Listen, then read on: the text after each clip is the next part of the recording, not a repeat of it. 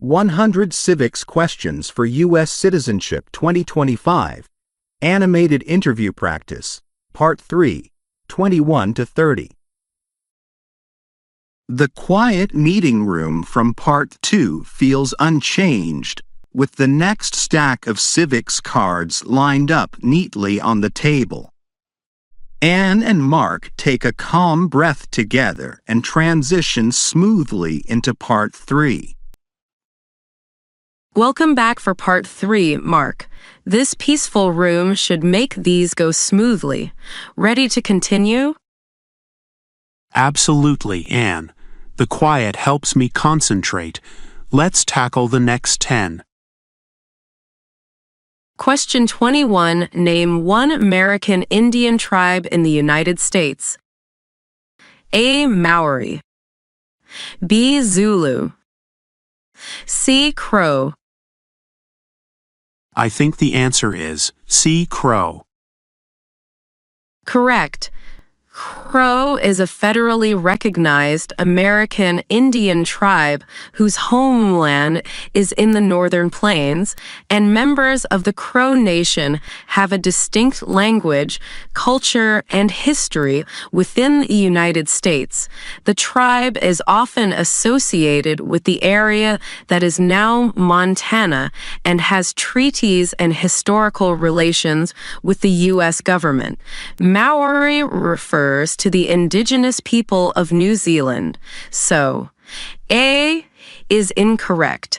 Zulu is a major ethnic group originating in southern Africa, not an American Indian tribe in the United States.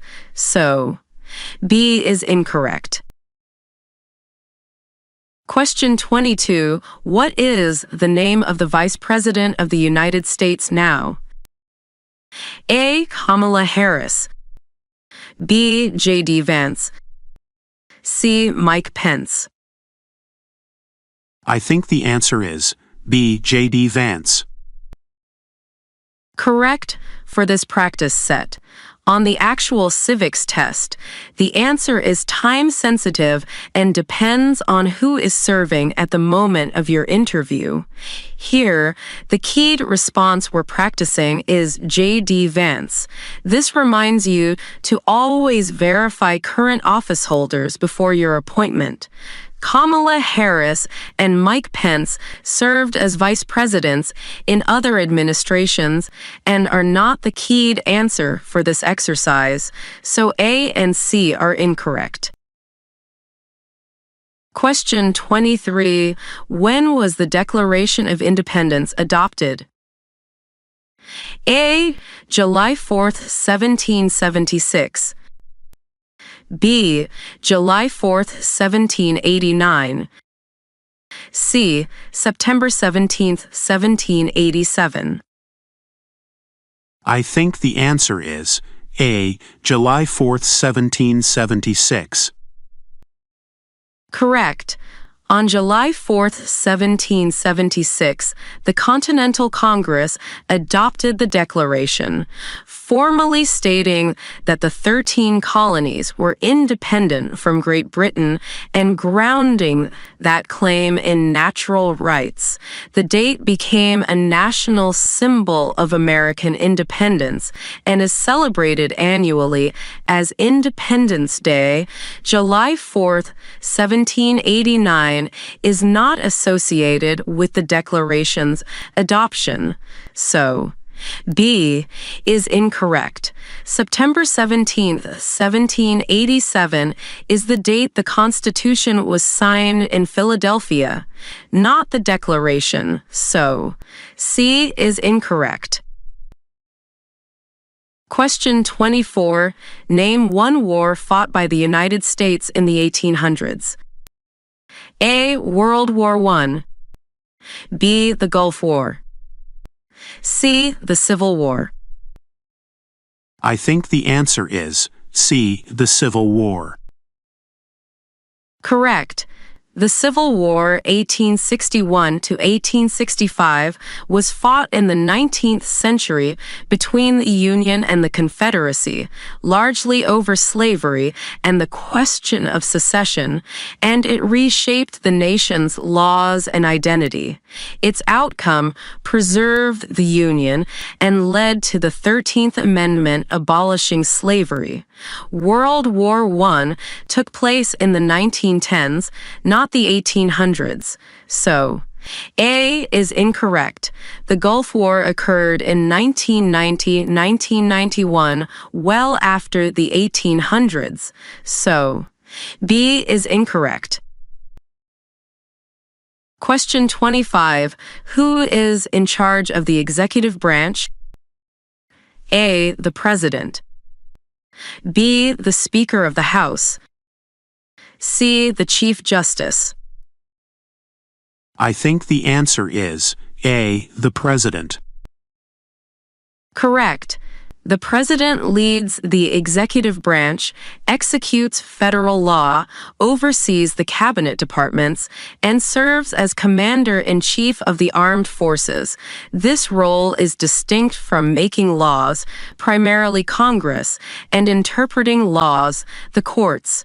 The Speaker of the House is a legislative leader in Congress, not the head of the executive branch. So, B is incorrect. The Chief Justice leads the judicial branch on the Supreme Court, not the executive. So, C is incorrect. Question 26. Name one branch or part of the government. A. The Federal Reserve. B. The President. C. The United Nations. I think the answer is B. The President. Correct. The U.S. government has three branches: legislative, executive, and judicial, and the President names the leadership of the executive branch, which counts as a valid part on the Civics list. Recognizing this framework helps you assign powers correctly during the test. The Federal Reserve is the central banking system, not one of the three branches. So, A is incorrect. The United Nations is an international body and not a branch or part of the U.S. government. So, C is incorrect. Question 27. How many U.S. senators are there? A. 50. B. 100. C. 435. I think the answer is B. 100. Correct. Each state elects 2 senators regardless of population. With 50 states, that yields a total of 100 senators serving in the U.S. Senate. Senators serve staggered 6-year terms to provide continuity and statewide representation. 50 is the number of states, not senators. So, A is incorrect. 435 is the number of voting members in the House of Representatives, not the Senate. So, C is incorrect. Question 28. What are 2 rights in the Declaration of Independence? A. Life, liberty. B. Voting, jury service.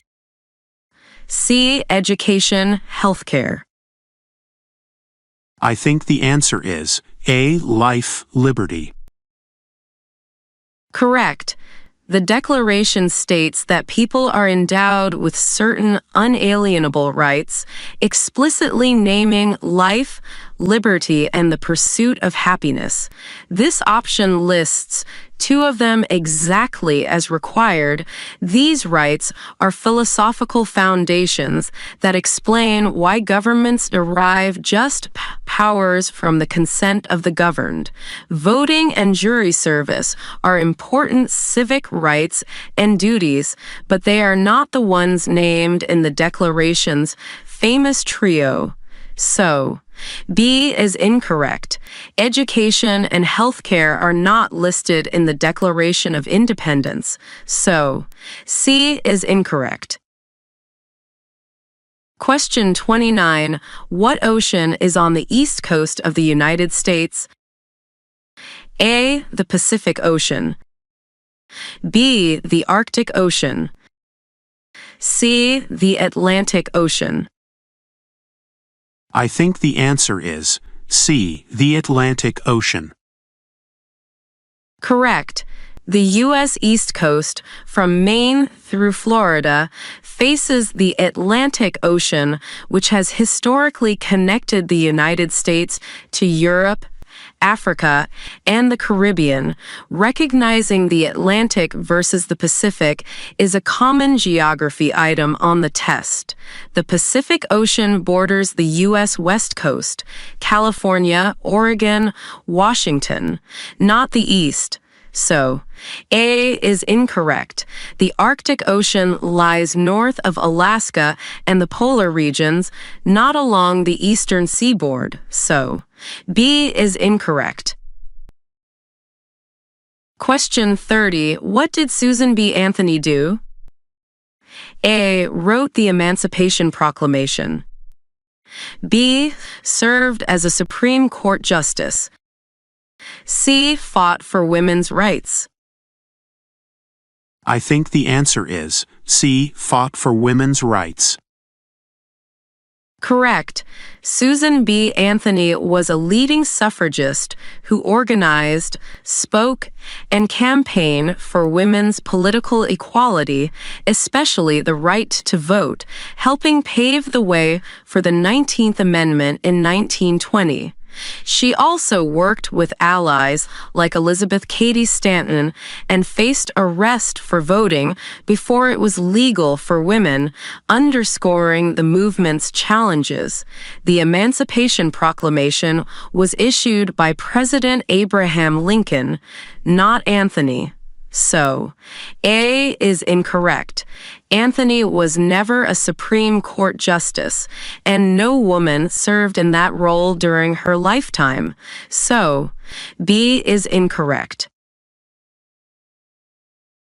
When a question feels tricky, pause and identify the anchor word, like war, branch, or rights, then tie it to the core idea we practiced in Part 2 and today. 2 slow breaths help you reset so your memory can find the right concept.